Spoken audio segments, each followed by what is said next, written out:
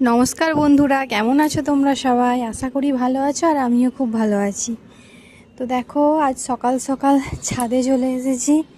ছাদে জামা কাপড় মিলতে এসেছিলাম। এই যে দেখো, জামা কাপড় সব আমার মেলা হয়ে গেছে। আর গাছগুলো দেখো, কালকে বৃষ্টি হয়েছিল। এই গাছটাইতে কত সুন্দর ফুল এসেছে দেখো।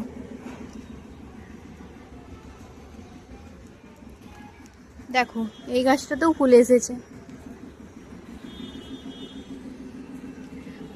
আর এই দিকে এখন দেখো, আমাদের টমেটো গাছ লাগানো হয়েছিল। টমেটো গাছে কি এত সুন্দর টমেটো হয়েছে দেখো। দুটো কাঁচা আছে, আর এই দুটো ছোট্ট ছোট্ট টমেটো, এগুলো পেকে গেছে। থাক, এগুলো পরে তুলবো।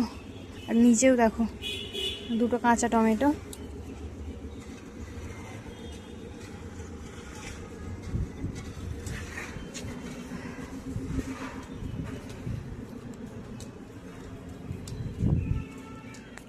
আর এই দিকে দেখো বন্ধুরা, এদিকে আছে আমাদের লেবু গাছ।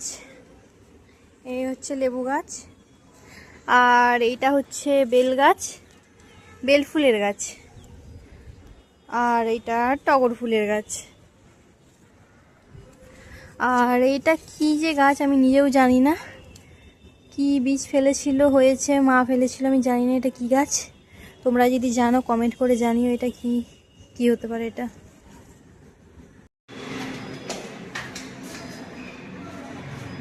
তো বন্ধুরা, আমার ছাদে জামা কাপড় মেলা কমপ্লিট হয়ে গেছে। এখন ছাদে আর কোনো আমার কাজ নেই।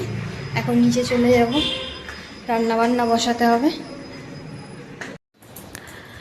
এদিকে দেখো, ছাদ থেকে নেমে এসে আমি ডাঁটা আর আলু নিয়ে বসে পড়েছি। আজ বানাবো ডাঁটা আলু পোস্ত, শাক ভাজা, আর আম দুটো দিয়ে ডাল করবো, টক ডাল করবো।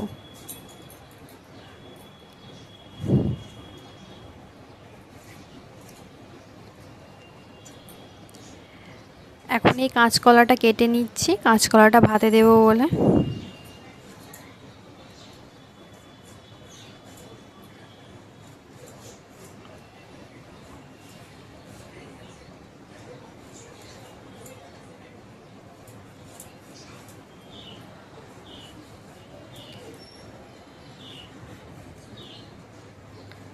কাঁচকলা কাটা আমার হয়ে গেছে। এবার ঝুড়িতে চাপা নোটে শাকটা ঢেলে নিলাম।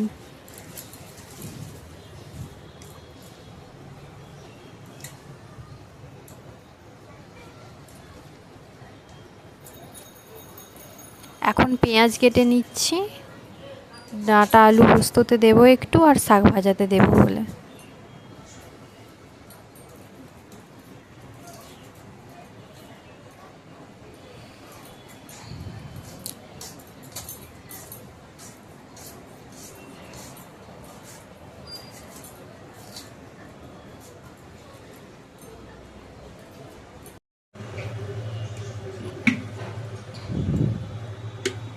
কড়া গরম হয়ে গেছে, কড়াইতে একটু তেল দিয়ে দিলাম। এবারেতে শুকনো লঙ্কা আর জিরে দিয়ে দিচ্ছি।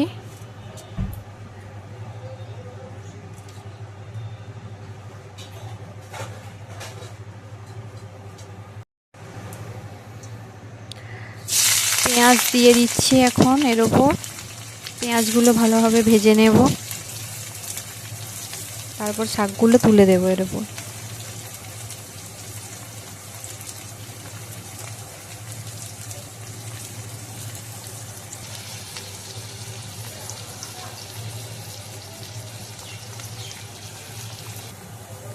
শাকগুলো এখন এর ওপর দিয়ে দিলাম।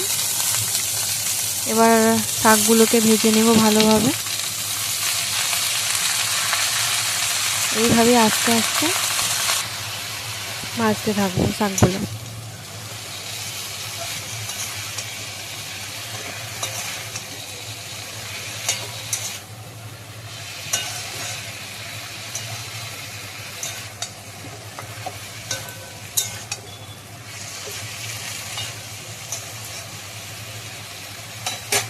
এদিকে টক ডালের জন্য ডাল সেদ্ধ করে নিয়েছি। আর এইদিকে আমসুটাগুলো ভিজিয়ে রেখেছি।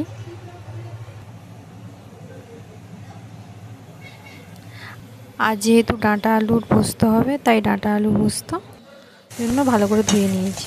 তো দেখো আমার শাক ভাজা এবার কমপ্লিট হয়ে গেছে। শাক ভাজাটা এবার তুলে নেব আমি।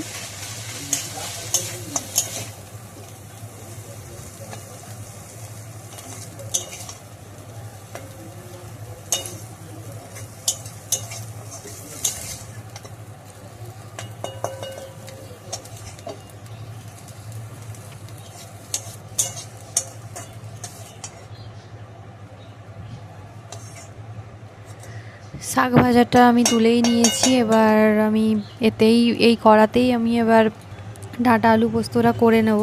তো তার জন্য আমি এখন শুকনো লঙ্কা আর পাঁচফোড়ন দিয়ে দিলাম।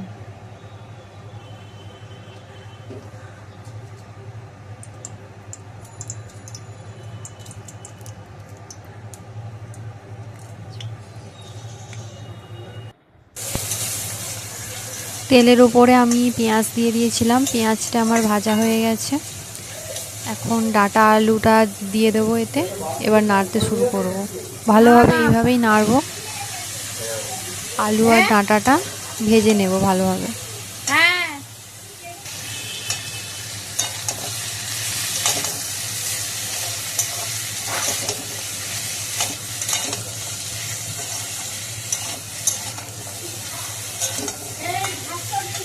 ভাতটা হয়ে ডাঁটা আলু পোস্ত বানানো আমার কমপ্লিট হয়ে গেছে। এখন আমি কড়াইতে একটু শুকনো লঙ্কা আর সর্ষে ফোড়ন দিয়ে দিয়েছি। এবার তেল দিয়ে দেবো এতে।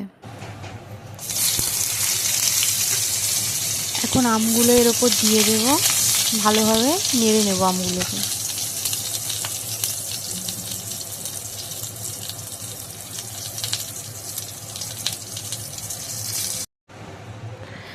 দেখো এখন সেদ্ধ ডালটা দিয়ে দিয়েছি আমের ওপর। তো এখন ডালটা ফুটতে শুরু করে দিয়েছে।